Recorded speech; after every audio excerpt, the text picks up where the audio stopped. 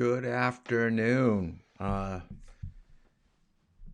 think we're going to wait for about 2 or 3 minutes while people log in to do today's class. And as I mentioned yesterday, today's class is going to be mostly a video that we're going to watch, and we're going to answer some questions about the video and how it pertains to you, and hopefully will change your attitudes and behavior towards speed. So we'll just kind of wait a few moments for people to kind of log on. I believe most of you have done the midterm. Wasn't too bad. I was hoping for slightly better scores. Since you had your notes, you could go back and take a look at some of the videos that we've had in the past week or so. Don't rush. Take your time with any type of quiz or um, worksheet.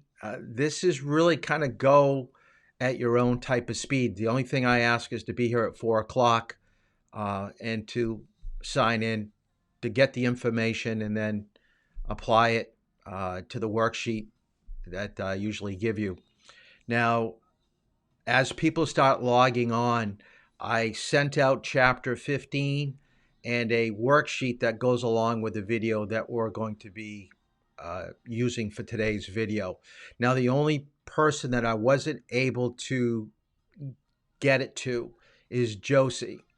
So Josie just logged on. So if someone could copy the PDF about the video and chapter 15 and send it to her. And Josie, if you do not get it from anybody after today's session, I will try to email it to you and see if it can go through that way. Tomorrow we will go through driving emergencies and chapter 15. But today we're going to basically take about 10 or 15 minutes, just kind of talk about control, more control, less control, and how that applies to you. What I'd like you to do is think for a moment, has there ever been a time in your life where you did something and something bad happened and you wish you could take it back? Oh, let me get out. I've got music going on in the background. I apologize. Let's get rid of that. All right. All right. So now we're back. Let's get back to a different screen. Let's do this one. There we go. All right. So today, if no one received this worksheet right here, thoughts and comments on the video, just text me, and I'll try to find another way to get you the PDF file and chapter 15. But as you can see up at the top here in green, I have the word control. Yesterday we talked about stopping, we talked about speed, and how basically it's a balance between the two. We're going to take a look at basically how in a vehicle where you're pushing the vehicle's limits, and it has to do with speed, how you're getting to a point where you're starting to lose control of the vehicle because of contact on the roadway. Maybe it could be weather, it could be the road surface like leaves, dirt, other things come into play. But I want you to write down in your notes is that you are responsible for the position and the speed of your vehicle. You're the one, you are the pilot, the driver, to control the vehicle. And anytime that you're pushing your limits or the vehicle's limits to a tipping point, you've got to bring it back the other way. And what you're going to see in the video today is a bunch of great kids. It's a soccer team. It's a girls' soccer team that went out one night to have some fun, and peer pressure got the best of them, and the driver wanted to make the drive a little bit fun, and the vehicle started to speed up, and they basically lost control of the vehicle, and they had a crash. Now, I will tell you, I will never show you a video that has blood, that has injury or death. The only thing you're going to see in this video is a recount of what happened. You're going to take a look at some people that survived the crash. You're going to take a look at some of the parents and what they're dealing with right now. You're going to see first responders give their account of what they saw. And you're going to have a police officer that will show you how all crashes will have some type of reconstruction to find out what was the true cause of the crash. And at the end of the video, we're going to see what actually happened to the driver. I will tell you that the driver did live. So she has to live with the thought of what she did, that moment of carelessness. So what I also want you to write down, let me put this up here. More or less, every time that you're driving, you're giving up control and you're trying to get control. So you always want to be in the more side. So if we were to take a glass of water and tip it towards an edge of a table, as that glass of water starts to go over the edge, you can see that that's not safe. That you can even maybe see the glass of water start to move a little bit. You know that it's at that teetering point where the consequences aren't going to be what you want. So the same thing in an automobile. You've got to understand that you've got to feel and see that you're losing control and trying to bring it back, because you want to be safe and you want everybody else in the car to be safe.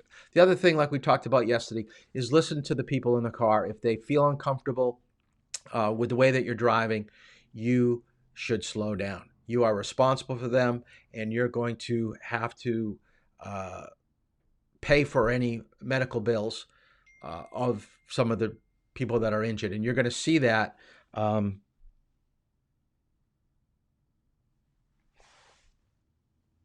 okay, people. Okay, now people are actually texting in, so that's good. So I'm gonna flip to the video in just a moment. So because it's a video, it's about 25 minutes long, so please stay for the whole thing.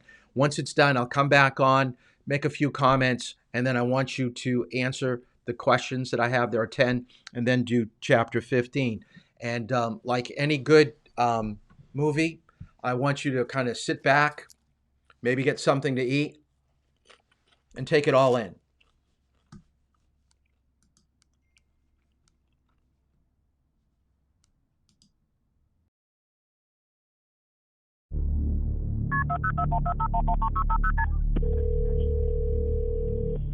Is that okay? Answer me if you're okay. Fond du Lac County 911, where's your emergency? Thought we've been in an accident. Okay. We're on Beachnet. We're on Beachnet, just out of Campbellsport. Okay. Do you have a better crossroad at all? Me. Okay. And how many? We got 9 girls here. How many vehicles? 1 vehicle. Is anybody injured? We've got 9 people very injured. Okay. What kind of injuries? I don't know. I can't hear all of them. We've got a smushed tire. I'm unsure how to tell. Were you involved? We do need help. Okay. Were you involved? Quiet, please. Thank you. Ma'am? I was invited to a sleepover with a group of girls that were going to be on the soccer team. We ended up having a good time. First of all, we were painting nails, doing anything girls would do at a sleepover, when we decided that we wanted to go get some food. So we left the house. It was probably around midnight when we left the house. We had also had some toilet paper that we were planning on going to TP with. We ended up at Taco Bell, having a great time. Probably one of the best sleepovers I'd been to, especially since it was a new group of girls that I hadn't known. After Taco Bell, we went to a few different houses, finally chose one that we wanted to TP'd out of fun. Then after TPing, it was time to go home. We were finished. We were on our way back to Katie Berg's house. I texted Katie, they were on their way home, and she said, she told me, yes, got the job done, meaning they were TPing. And then within about 15-20 minutes, but they weren't home yet, and all of a sudden we heard sirens because we don't live too far from the fire station. And then I woke Jim up and I said, the girls are not home yet, they were on their way home, and I hear sirens. I need to try and get a hold of Katie. And I tried to get a hold of Katie, and there was no answer. And that's when we started to panic. And we went outside and we heard more and more sirens. And then we went down to the fire station, and they said there's been a horrific crash. And they were going to set up, and helicopters, Flight for Life was coming in to the high school parking lot.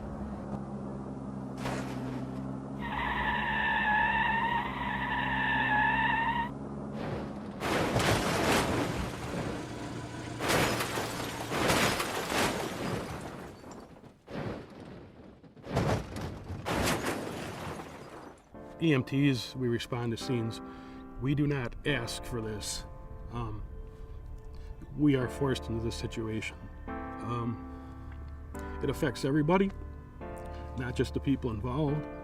It affects everybody here on the fire scene, ambulance, police, and surrounding community.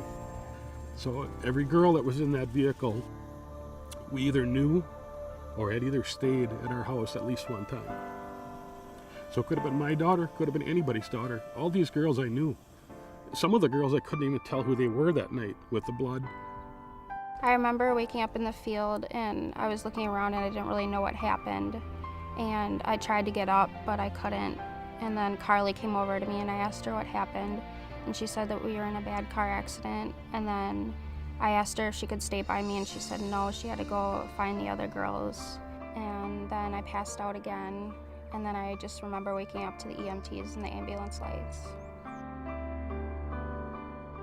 It was dark and cold, and it was just it was scary. I didn't think anything was wrong. I was fine. I knew I was going to be okay. I was I was talkative. I was responsive. I didn't think anything was wrong at that point. I just figured everyone had a few injuries, no big deal. And then next thing I knew, I was watching these ambulances pull up and watching these EMTs pull up and pronouncing my friend's dead. Yeah.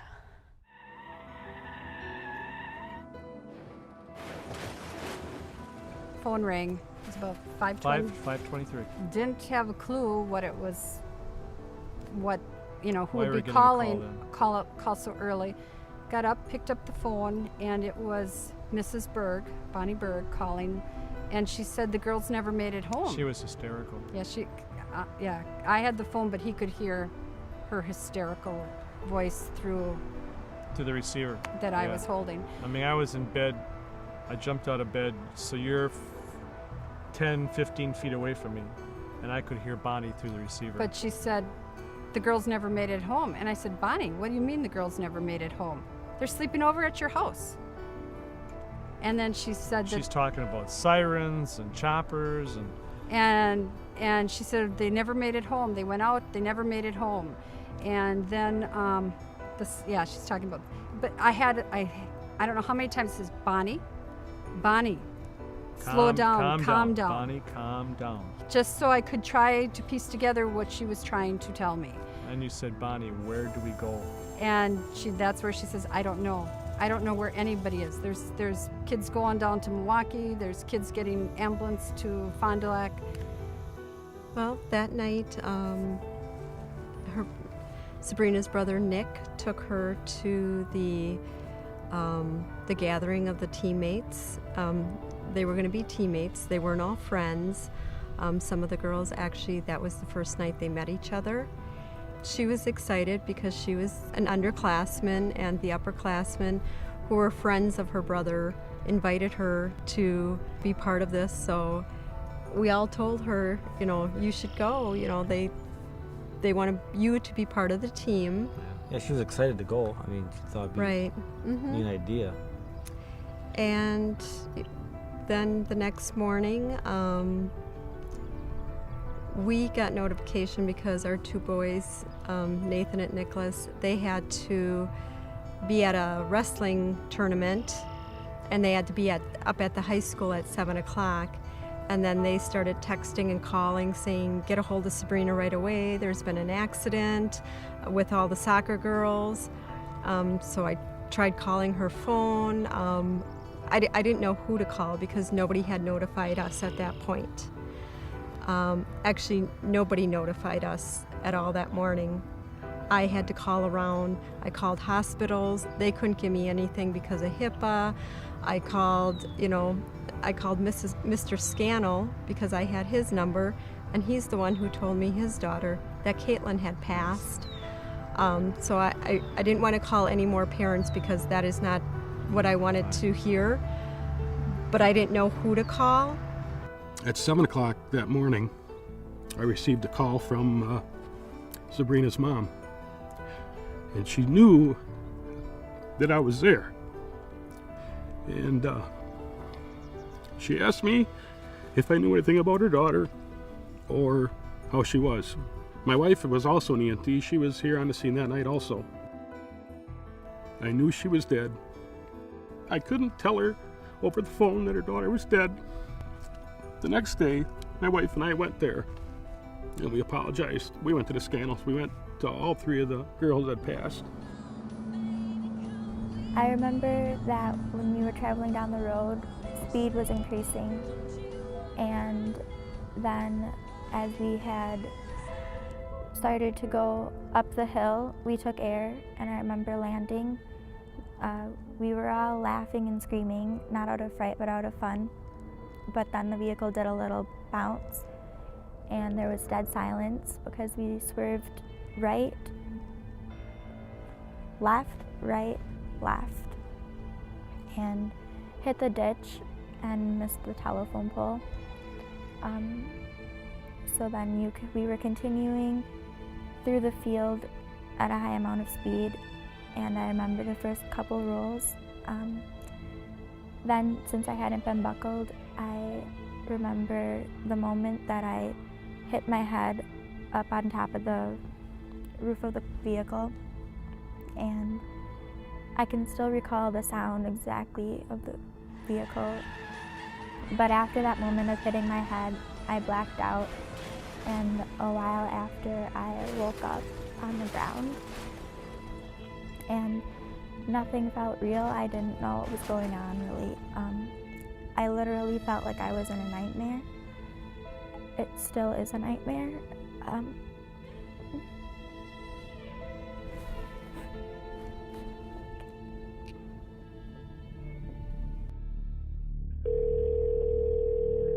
Hello? Hi there, Kylie? Yes. Hi there, this is the 911 center calling. Do you know my location? Okay, hold on. Yes, are you on Beechnut Drive? Yes, Beechnut Drive.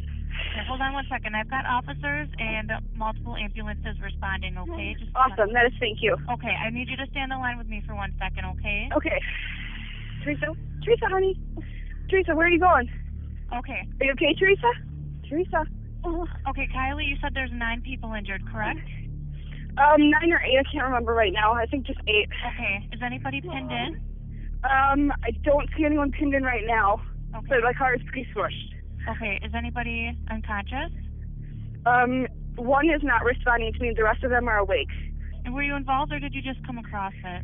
I was driving. Okay. Teresa, are you okay, honey?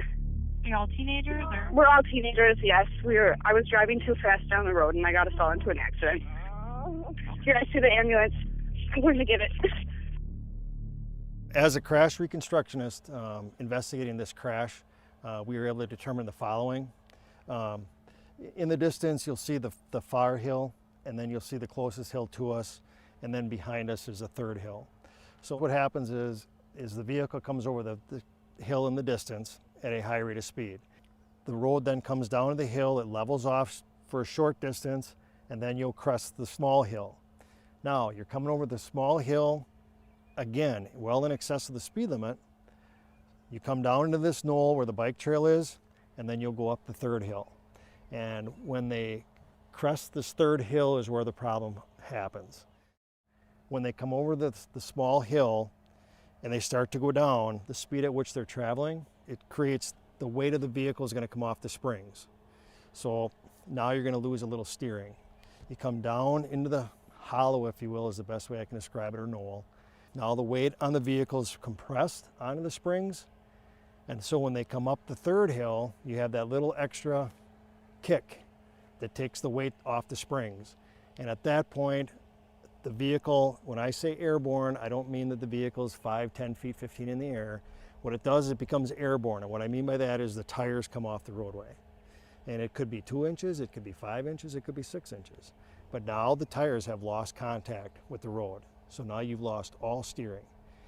And in essence, what happens is If it's a matter of the driver just merely inputting a little bit of steering to the left, or if it was caused because the weight of the vehicle came up, now the tires are off, and with that weight, does it just enough turn her? And when the car lands back on the tires aren't straight, they're canted a little bit to the left, so now of course the vehicle wants to veer to the left. So at that point, the driver then tries to correct by input steering to the right. Well, she gets it corrected, but now there's a little overcorrection. Now she's got to steer it back to the left. And what happens is you get the serpentine effect. And what I mean by that is left, right, by steering back and forth, back and forth. But once you lose it, you've lost it. And there's not much steering input that you're going to be able to correct it if you're going that fast. Slower speeds, you can correct it. Faster speeds, once you lose it, you've lost it. So after the vehicle is done serpentining, it now travels into the ditch, and prior to entering the field, there's a large stone. The passenger side of that vehicle strikes the stone. That in turn then causes the vehicle to pitch towards the driver's side, and at that point it starts its roll over the 350 feet, and during that 350 feet is when occupants then are thrown from the vehicle. Well, those little hills that you have on the roads that you can go over and it makes your stomach drop, that's what we were going for. And it just, I've been over them before at way slower speeds, and they still made my stomach drop. Everything happened so fast and nobody told the driver to slow down. We all had a chance to tell them to slow down and we didn't. The fun was not worth any of this whatsoever. I broke my back in 3 spots. I lost vision in my left eye. I broke both arms. I had severe lacerations to my head and brain damage. I still will find myself sitting in class or trying to fall asleep. I'll wake up at 3 in the morning and I'll have flashbacks. And I can still hear the noise of the silence of us girls in the vehicle from when we knew it wasn't right. And I can still hear the sound of the crashing, of the rolling of the vehicle.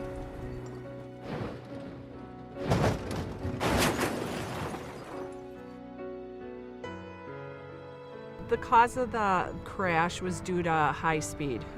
This was a dangerous road, and to mix the dangerous road with speed is not going to equal anything good. And because of that high speed, every second of my day, my heart aches for the rest of my life, and along with a lot of other people. And all because of one mistake of the high rate of speed. It just, forever, we have to suffer for one moment of what they thought or the driver thought was going to be a thrill, is now we have to suffer. I don't call it an accident, I call it a crash, because going at such an excessive speed and having this crash occur, that was a deliberate, conscious choice of the driver to go that fast.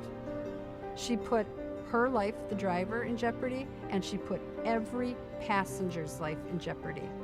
It's just a miracle that there are 6 survivors from that crash, because the excessive speed, and that they can all 9 walk of and them. talk to Yes, and that there's no, to me it's a miracle, because if you saw the vehicle, it was terribly, just every window blown out, tires gone. We saw the vehicle months later, because I had to see that vehicle and put my hand on the seat where my daughter took her last breaths. There's images in my mind from that night that will never go away. They're in there forever. It is something you cannot fathom unless you see it. As a deputy for 31 years and being involved in crash reconstruction, there seems to be a certain underlying factor in a lot of crashes, and that's speed. And if you're a passenger in a vehicle and you feel that that driver is going too fast, you need to, for your own safety, tell that driver to slow down. I guess my thought is that you have a choice. You can be a continuation of the problems that are on the highway, which is being aggressive, excessive speed, following too close, taking unnecessary risks, being inattentive. Or you can be part of the solution. Drive the speed limit, increase that following distance, be patient, and you have a choice. Which are you going to choose? That is a message I want parents to remind their children every time they walk out the door, you know, to drive responsible. Speed kills. You can never say it enough. Yeah. And there's nothing wrong with repeating it. And kids have to understand, our young adults have to understand, when they take that wheel, they are responsible for everybody in that vehicle. There's just so much that can happen, and you could blow a tire out, you could lose a tie rod brake, you could have something run out ahead of you, a farmer's dog, you could have a child. There's recreational trails that someone could be crossing. There could be another vehicle that's coming towards you and you're losing control, and it's never safe.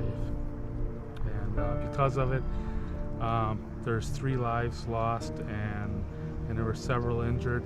And these were lives. This wasn't an event that happened. This was a speed, and you can't move on that easily. And you never get a second chance after that. There's not a second chance. There's one chance there, and it was taken the wrong way. And then, you know, as a result, that there's. I guess we don't want anybody else to have to go through this either. It's like. I mean, things happen so fast with kids. I guess sometimes kids figure if they don't say nothing, things will be, you know, maybe they didn't realize how fast she was going, but I mean, maybe someone would have said something, she might have slowed down and all 9 girls would still be here instead of only 6. And parents, you have to let your kids know that when they start driving, they are responsible for everyone in that vehicle.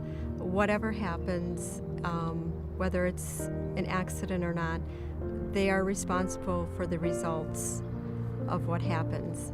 Because we got 2 older sons, and we always tell them that. I mean, that's so tough because Sabrina didn't drive, so we just hope that when she was with somebody, well, that was the first time she was with older girls. Just kind of assumed every parent told their kids the same thing, you know. Because, yeah, you're responsible for their safety. And if your child feels that they're not in a safe situation, you know, tell them to call home, tell them to, you know, give you a call to come pick them up, because I'd rather see them, and I'm sure you would rather see them be in a safe vehicle than having to get in a car that they don't feel safe in. That car went 800 and some feet from the time it left the road. I think it rolled 5 times or 6 times. The speed thing is a major thing. We need to slow down. Kids need to slow down. Like I said, maybe kids should see some of these pictures of these kids that are killed rather than hiding it from them. You know, maybe if you'd see the blood, maybe if you'd see the head that was split open, maybe if you'd see some of this stuff, you guys would remember what the heck's going on. But they don't have a clue. They forget. They think they're invincible. They think that nothing's going to happen to them.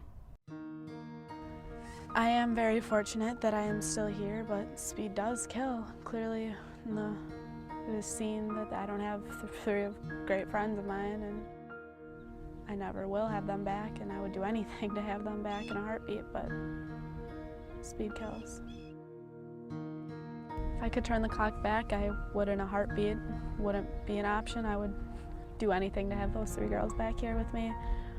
Do anything to not have to go through what I do on a daily basis, and to not have seen what I saw, and I would turn the clock back if I could and say something, slow down, anything.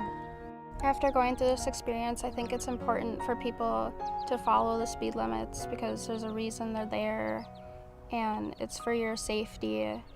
And if you ever are going above the speed limit where you're uncomfortable or somebody else is, that you should really just tell them to stop before anything bad happens where you can't go back. Don't be scared to speak up. It doesn't make you a wimp. It doesn't make you a bad kid for saying slow down. would have saved some lives if I would have done it. And I would give anything, like I said, to go back and say, slow down, please. I love taking pictures, and my daughter Katie loved being in them, so the two of us together, it was a lot of fun. And this picture frame here represents all the pictures that Katie will never be in as a result of the high-speed crash.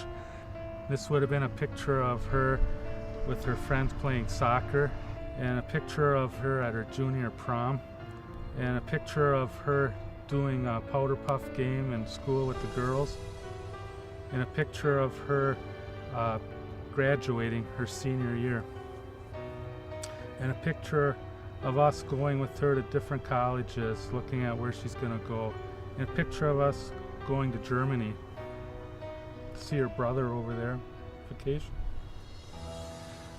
There's so many pictures that are not here that would have been if it wasn't because of this speed that killed her.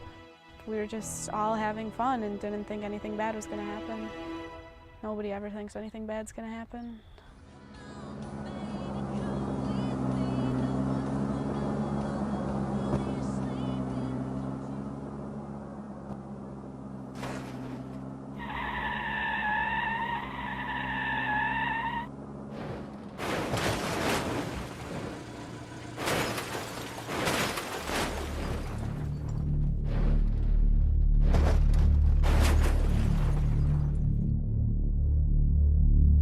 This is a difficult case. You've got the lives of 3 promising young women that are gone. You can't bring them back. It was just a horrific scene with these girls, one dead, some dying, or most very seriously injured. I really don't care a whole lot whose idea it was or whether they were egging her on to do that. I just don't give anybody a break for peer pressure. I never have. The bottom line is whether it was her idea or one of the other girls or whatever, she was driving the car. She was responsible for the safety of the other girls.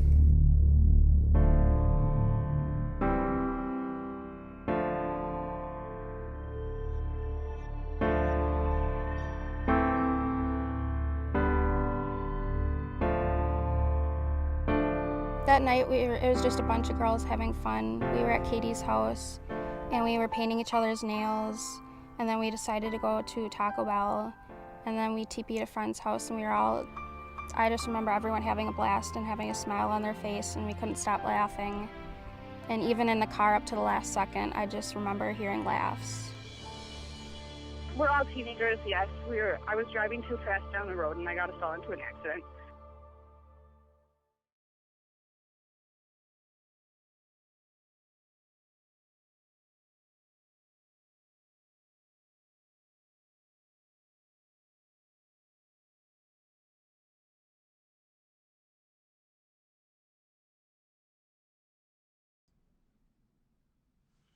Okay. I hope you were as moved as I was when I first saw this video, and this is why I included it into my program. Because learning to drive is more than just controlling a car. It's controlling behavior. It's controlling attitudes. I'll tell you a personal story.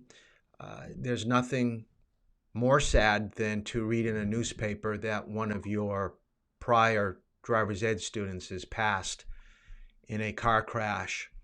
And I had a student that I had in class. She always wore her seatbelt. A good friend of the family. I knew her dad. And 3 days before graduation, so this is actually 2 years after she had taken driver's ed, 3 days before graduation, 2 days before her mother's birthday, she was actually out going to get a gift for her mother. She was driving too fast and went off the edge of the road into the soft shoulder. Couldn't control the vehicle and lost control of the vehicle and hit a tree head on. She didn't have her seatbelt on, and she died instantly, and her sister didn't have her seatbelt on, and she got thrown from the vehicle, but she survived. And Actually, I was with her father when they came to tell him that she had passed in a car crash. There's nothing worse than see a grieving parent get the news that they've just lost their child, and you have to come to the hospital and identify the body. 3 or 4 days later, going to the funeral, most of the high school students that were graduating were at the funeral. I probably had half of them in driver's ed. It was sad. It was definitely a very moving ceremony because it didn't have to happen. And as you saw in this video, it didn't have to happen. They caused it.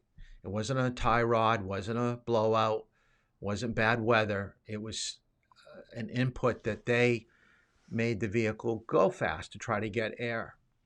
So what I want you to do is to think about what you just saw and answer some of the questions that I sent out to you. So I'm going to move this up a little bit, and I want to just kind of take a look at it just a little closer. So I want you to answer these questions. How many people were involved in the crash? I want you to think about the size of the vehicle and how many people they actually had in that car. That's a lot of responsibility when you have that many people in the vehicle. And it seems like some of them were underclassmen, didn't really know the driver that well, probably didn't feel comfortable speaking up to say, slow down. I was at a driver's ed conference a few years back, and we were talking about speed and how, as a young person, how do you make someone slow down? Someone brought up a solution. If you're uncomfortable and you want someone to slow down, you don't want to look like you're the bad guy or a wimp or anything, just tell the driver that you think you're going to get sick. And I will tell you, if the driver knows that you're going to throw up in his car or her car, they're going to slow down, go over to the side of the road, open up the door, and let you out. You've accomplished what you're trying to do. Get out of the vehicle or slow it down. And I always thought that was kind of an interesting way to approach the feeling of, I don't feel comfortable. How can I make the driver slow down? Second question, was everyone wearing a seatbelt? If not, how many were not? Was going fast intentional? Were they actually seeking this, or did it just happen? And what was the reason? What were they trying to do? What were some of the factors other than speed that led to the crash?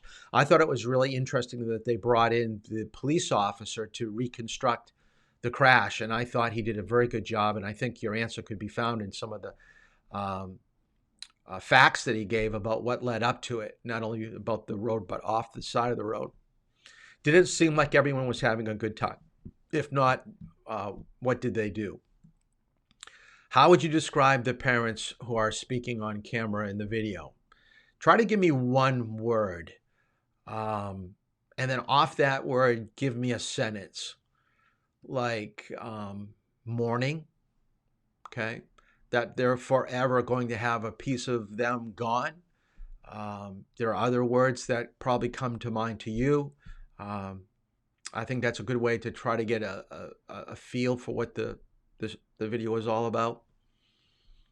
Do you think the parents, families, and friends have forgiven the driver? I thought it was interesting that two things come into factor here. One is that they never interviewed the driver, and we heard her on the 911 call, but we really didn't get her perspective or what she's feeling right now. I think part of that, and once I thought of that, I said, well, why didn't they? And then I said, well, she did have to spend some time in jail, so maybe they did the video and they weren't able to get permission to go into the jail to get an interview. But that's something that she's going to have to live with for the rest of her life. And her parents. Think about her parents walking around town as people look at them. I'm sure they're thinking, do they know what my daughter did? Or what do they think of me? Do they think that, I didn't have control of my daughter? What do you think about the penalty? You may have to go back and re-scroll through this video here to find out what it actually was, because there's different components. So what I'd like you to do on this sheet here is to write down what you think would be fair. Okay. I'm not quite sure when this happened. And the thing about vehicular homicide is that laws are constantly changing. And this was Wisconsin. And what is happening in that state isn't happening in our state. So the penalties will be different from state to state. But I want you to think about, what do you think the punishment should be? Now, we know it wasn't intentional, so maybe you'd go on the lighter side. But if you look at the grieving parents, and maybe if you were really moved by the video, maybe you're looking at quite lengthy incarceration. Or maybe you're thinking something totally different. Have you ever felt uncomfortable with someone's driving, and what did you say to them? Interesting to see what you say here. And lastly, explain how peer pressure can be positive and negative, because that is the truth. Who you hang around with will influence your actions. Will you hang around with people that will keep you reined in, keep you under control? Or are you going to hang around with people that will always push you to your limit, where you're going beyond what you feel comfortable with and taking risk?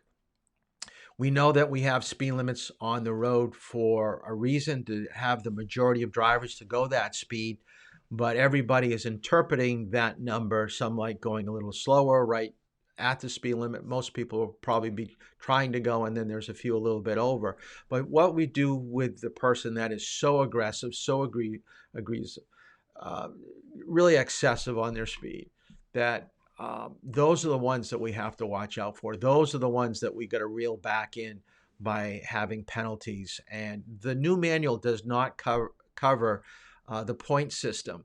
What I do want you to write down, I know today was just kind of the video and then to the worksheet, but this I want you to write down, because it's not in the new manual, and I wish that they would have included it. So I just want to highlight it right now just for a minute or two, is that once you get a ticket, there are points assessed to your license. And those points will add up. After a certain amount of points, the state is going to take away your license. You do have to realize that those points also will have a negative effect on your insurance. So you don't want to keep getting speeding tickets of going 10, 15, 20 miles over the speed limit.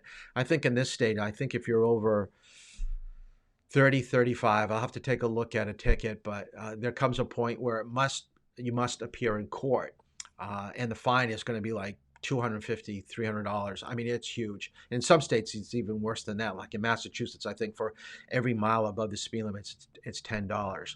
So I want you to understand that even though you don't cause a crash where someone is injured, there's still some financial negative aspects of speed, where you're going to be paying not just for your ticket, but paying more for insurance. And that is something that's going to stay with you for at least 3 years.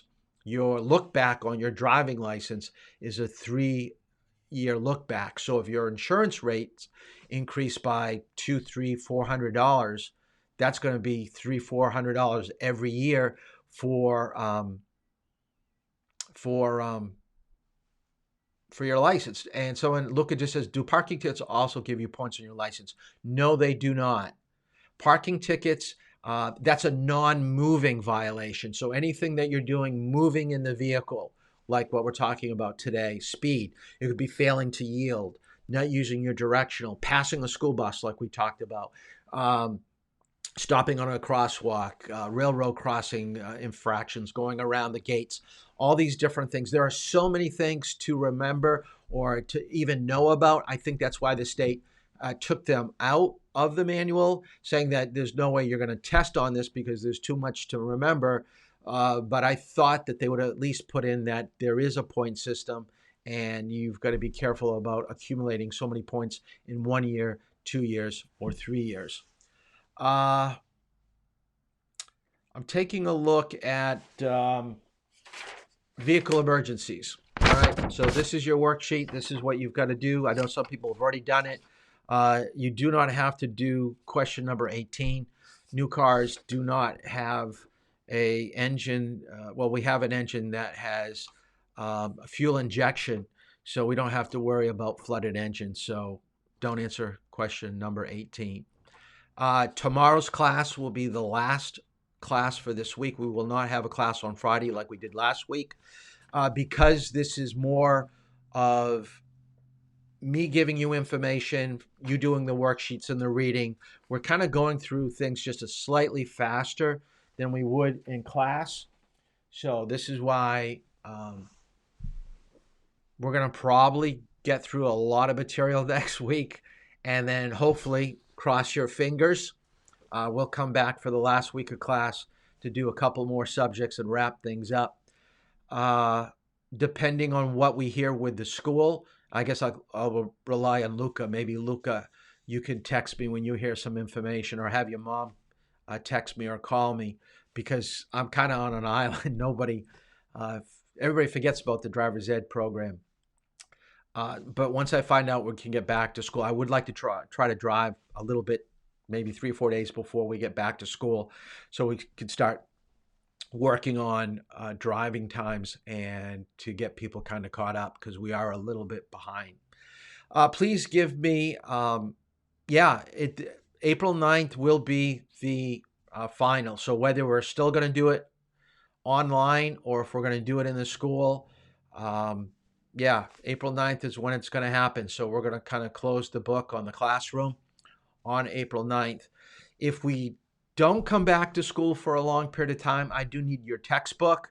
So what I'll probably do is I'll probably ask you to come to the school and meet me in the parking lot. We'll practice social distancing, where you put the textbook in a box, and I'll be waiting, 15, 20 feet away in a parking spot, and you guys can put your books in, and then I'll start another class, maybe online, where they'll come pick up the textbooks and manuals and kind of do what you're doing, and they may even have the whole class to do. But the driving, Josie, you're the only one that I wasn't able to get a worksheet for. So if someone could text, send it to Josie. For whatever reason, I'm not able to do it through text messages, so I'm going to have to come in to email and maybe try to email it to you, Josie, if you don't get it. So help her out if someone could do that. Like I said, I thought you did pretty well on the midterm. I was hoping more in the 80s. Some of you are in the high 70s, mid 70s, so we got to get it up a little bit higher. Don't rush through it.